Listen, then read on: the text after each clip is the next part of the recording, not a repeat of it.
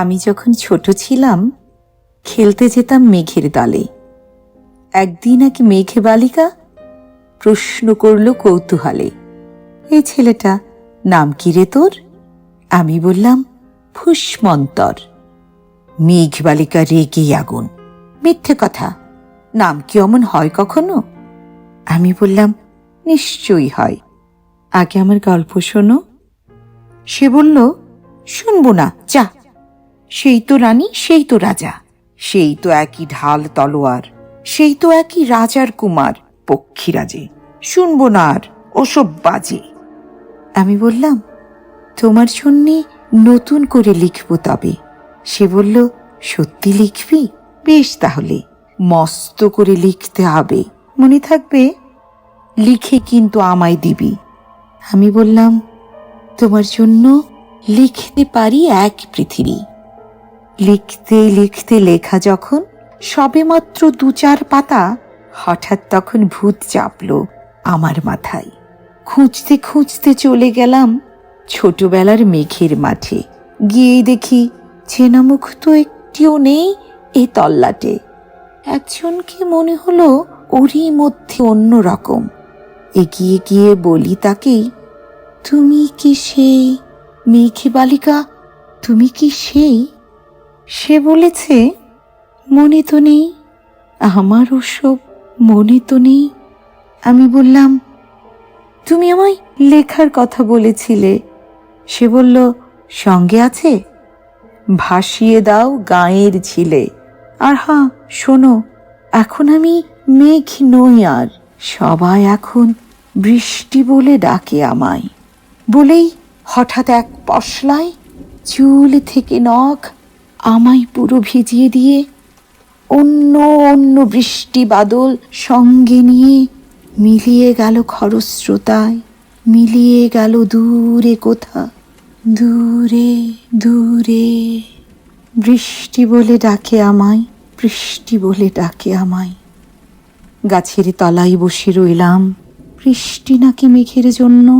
এমন সময় অন্য একটি বৃষ্টি আমায় চিনতে পেরে বলল, তাতে মন খারাপের কি হয়েছে? যাও, ফিরে যাও, লেখো আবার।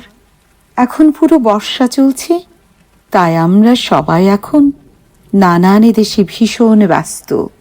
তুমিও যাও, মন দাও গে তোমার কাজে। বর্ষা থেকে ফিরে আমরা নিজেই যাব তোমার কাছে। এক পৃথিবী লিখব আমি, এক পৃথিবী লিখব বলে ঘর ছেড়ে সেই বেরিয়ে গেলাম। ঘর ছেড়ে সেই ঘর বাঁধলাম গহন বনে। সঙ্গী শুধু কাগজ কলম, একাই থাকবো, একাই দুটো ফুটিয়ে খাবো। ২-১ মুঠো ধুলোবালি যখন যারা আসবে মনে, তাদের লিখব, লিখেই যাব। এক পৃথিবীর ১০০ রকম স্বপ্ন দেখার সাধ্য থাকবে যেরূপ কথার, সেরূপ কথা আমার একার। ঘাড় গুঁজে দিন লিখতে লিখতে, ঘাড় গুঁজে রাত লিখতে লিখতে, মুছেছে দিন, মুছেছে রাত, যখন আমার লেখবার হাত অসাড় হলো। মনে পড়ল সাল কি তারিখ, বছর কি মাস, সেসব হিসেব আর ধরিনি। লেখার দিকে তাকিয়ে দেখি এক পৃথিবী লিখব বলে একটা খাতাও শেষ করিনি। সঙ্গে সঙ্গে ঝমঝমিয়ে বৃষ্টি এলো খাতার উপর, আজীবনের লেখার উপর। বৃষ্টি এলো এই অরণ্যে, বাইরে তখন গাছের নিচে নাচছে ময়ূর আনন্দিত। এ গাছ ও গাছ উঠছে পাখি, বলছে পাখি এই অরণ্যে কবির জন্যে আমরা থাকি। বলছে ওরা কবির জন্য আমরা কোথাও, আমরা কোথাও, আমরা কোথাও হার মানিনি। কবি তখন কুটির থেকে তাকিয়ে আছে অনেক দূরে, সেই যেখানে সারা জীবন বৃষ্টি পড়ে, বৃষ্টি পড়ে, সেই যেখানে কেউ যায়নি, কেউ যায় না কোনো দিনই। আজ সে কবি দেখতে পাচ্ছে সেই দেশে সেই ঝর্ণা তলায় এদিক ওদিক ছুটে বেড়ায় সোনাই মোড়া মেঘ হরিণী, কিশোর বেলার সেই হরিণী।